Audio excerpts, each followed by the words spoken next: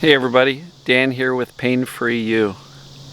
Today's topic is going to be, do I need to believe 100% in TMS?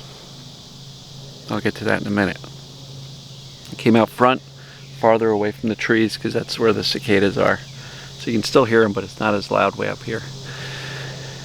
So let's take a couple of nice breaths. It's a gorgeous, gorgeous summer night. Breathe in the peace, exhale the noise, breathe in the clarity, exhale the doubt, breathe in the accurate knowledge, exhale the uncertainty. So we do have an airport not too far away, like one of those small airports. That's why we keep hearing the planes. So, you need to believe in TMS 100%. Flat out, the answer is no. Now, you've probably heard that a lot on the TMS groups, the Facebook pages, and may have even seen it written in books. I forget exactly what the book said, but, there's a perception in the TMS community that if you don't believe in TMS 100%, you're not going to get better.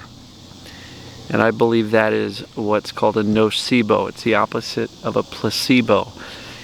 It creates this barrier between us and making progress, because if we've got any seed of doubt, we're going to go, this isn't going to work for me. And then what happens when you don't think something's going to work? You don't even take the first forward step. You just kind of decide in advance, well, I got to wait till I'm in belief 100%. So look, let me point out this. I don't think there's anything that I believe 100%.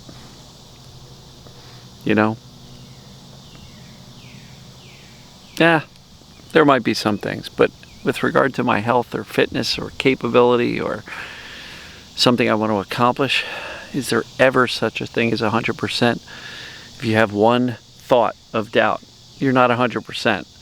So the key is, the more belief you can have, the stronger your belief is, the better that's going to be for you. The more likely you are to succeed if you believe that you can and that you believe that your symptoms are TMS. So do the assessments, learn about TMS, watch the video at painforyou.com, explains TMS quite nicely. Do the assessment at yourpaintest.com.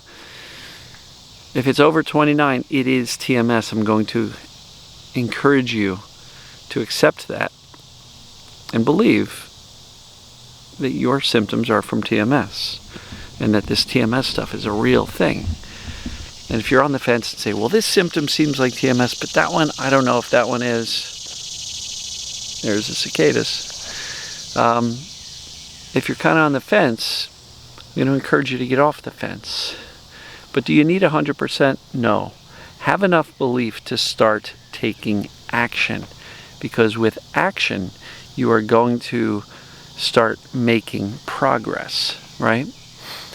This is not I'm going to decide, I'm going to start tomorrow, I'm going to feel emotions, and boom, the pain's gone. This is a process where we're teaching the brain something new, and it takes a little bit of time to do that, right?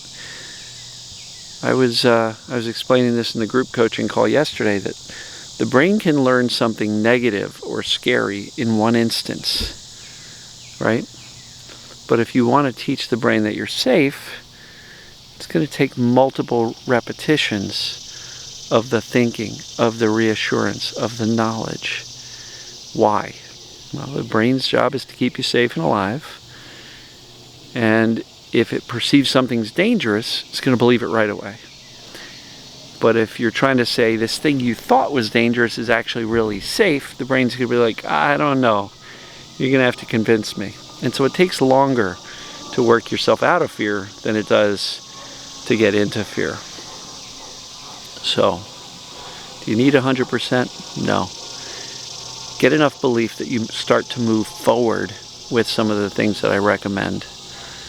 Right? Study, learn, do the assessments. There's another one at ppdassociation.org/symptoms. Answer the 30 questions. That'll give you a really good idea if you've got this TMS, or as they call it, PPD, psychophysiologic disorder. It's all the same stuff, just different acronyms. So do that, learn, do the assessment. And like I said, recently in a video, make a decision and a commitment to yourself. But again, if you put up this artificial barrier that says, I need to be 100% certain, otherwise this isn't going to work, guarantee you're not going to commit or even make a decision that this is what's going on for you and that it can work for you. Because belief is powerful. It is extremely powerful, because what the brain believes, guess what? It starts to use this thing called the reticular activating system to look for evidence that this thing that you believe is actually true. It looks to confirm it. So if you believe that your body's okay and that it's just TMS, your brain's more likely to notice the fact that, wow, I was just hanging out with a couple of friends, I wasn't thinking about my pain, I wasn't trying to fix it, and wow, it was really much better. In some cases it was gone, I didn't even notice it at all. That's a piece of evidence. But if you don't believe TMS is a real thing, you're not going to really notice that, because your reticular activating system is going to be looking for evidence that it's not TMS. You see how that works? So look for evidence that it is TMS, but that starts with belief, because what you believe, your brain starts to try to find evidence of and confirm it.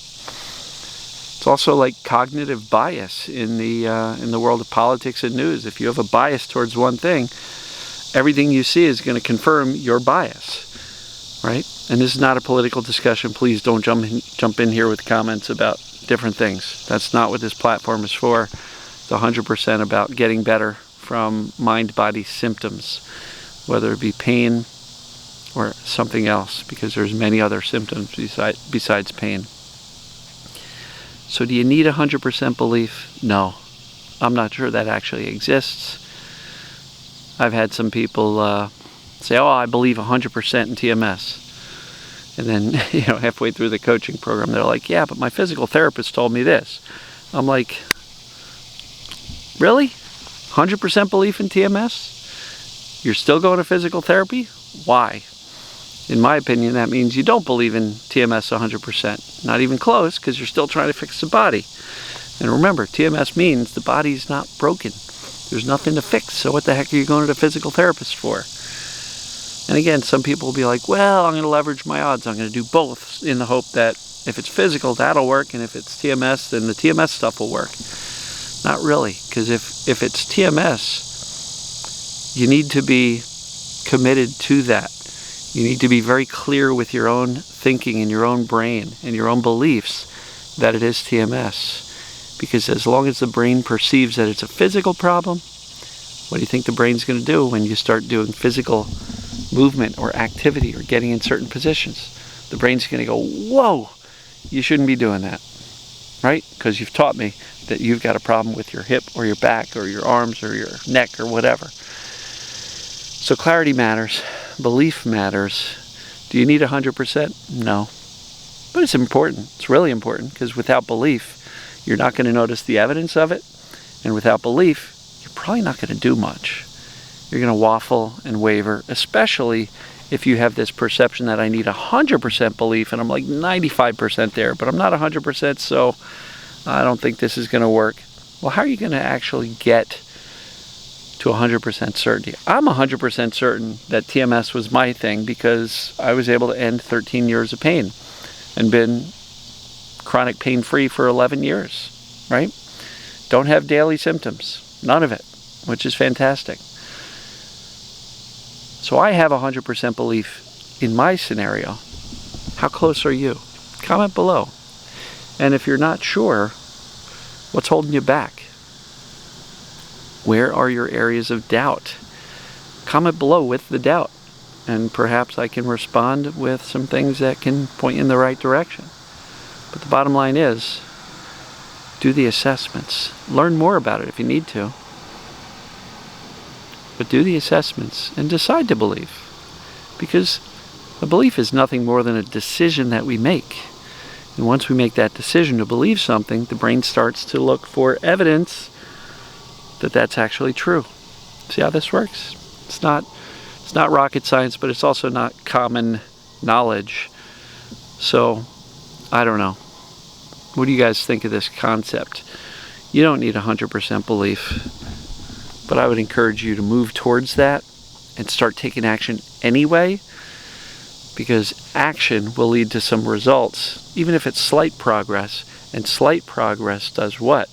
It gives you confidence and motivation and increases your belief. When you see the belief, you start to see the potential. When you see that potential, you take even more action. And before you know it, this belief leads to action. The action leads to results, which leads to more belief. And even if it's little baby step, gradual improvements, maybe the only improvement you're seeing so far is the fear is dialing down a little bit.